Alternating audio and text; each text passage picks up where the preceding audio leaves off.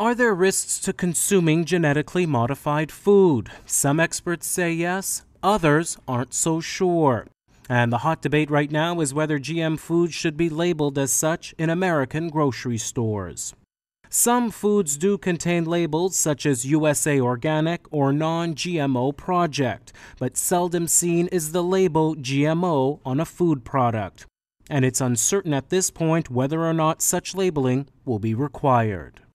The current labeling requirement does not require labeling on GMOs. So if something is not labeled, this may or may not be GMOs. There's no requirement at this point until they pass the law. There are a lot of activists are trying to get that going.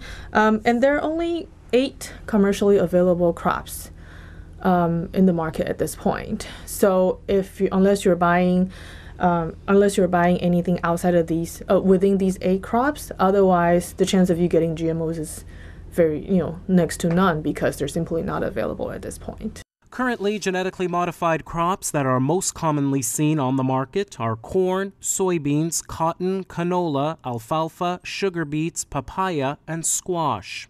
Experts say more GM foods might be put on shelves in the future, increasing consumers' chances of buying some. It's estimated that up to 75% of processed foods on supermarket shelves, from sodas to soups to crackers to condiments, contain genetically engineered ingredients. And the public, it seems, is split on whether or not to avoid GM foods. Unfortunately, I don't know if we can avoid it because of the fact that, these plants, it travels from field to field. So who knows how much we're getting, but until the government bans it, it'll be pretty hard to avoid 100%.